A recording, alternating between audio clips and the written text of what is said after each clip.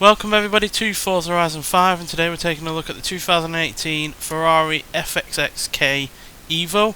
Now this was unveiled in 2017 during the Ferrari 70th anniversary celebration, which is why it's got the 70 decals on the left and right hand side of the car. And yeah, this is essentially an aerodynamic package for the FXX-K. This is due to it having a modified front fascia, a large rear wing and underbody diffusers, all of which help produce this, give this an extra 23% more downforce than the FXX-K and 75% more than the LaFerrari that this is based on.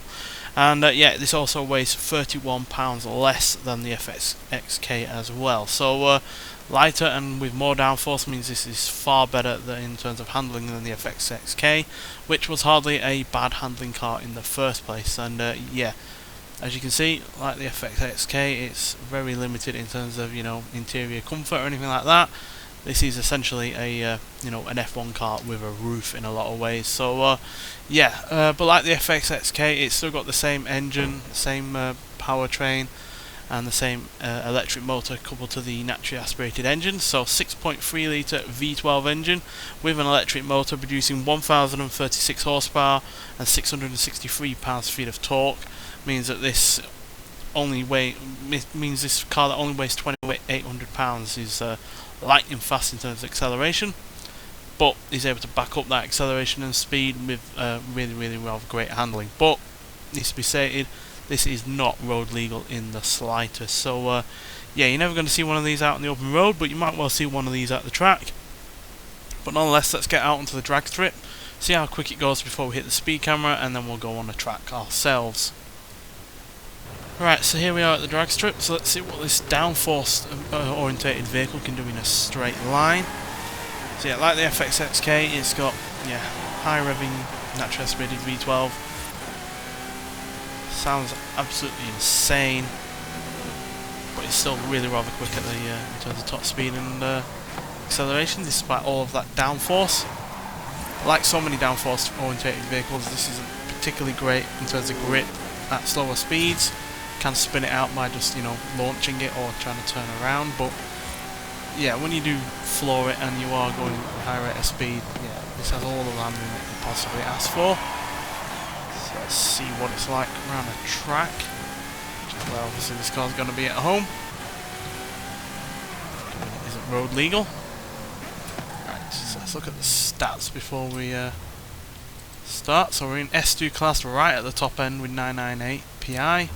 And yeah, as you can see by the stats there, it's ludicrous in terms of handling and braking. Got extremely good launch and acceleration, and the top speed isn't half bad either. And as you can see, 41% front and 59% at the rear in terms of the weight distribution. So not 100% bang on in terms of balance, but because it's got all of that downforce, that's not really going to matter all that much. But yeah, you can see the differences in terms of the looks, in terms of what it's got in terms of additional aerodynamic bodywork downforce.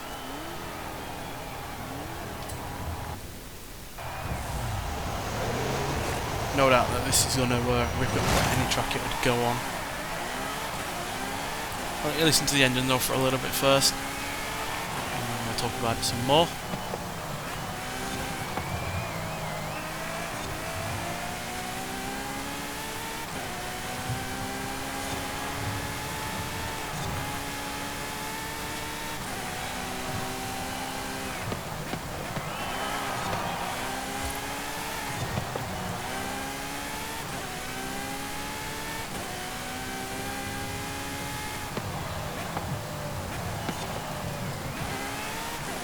So yeah, there is some understeer at slower speeds, but that's basically just to tell you to rein it in a little bit.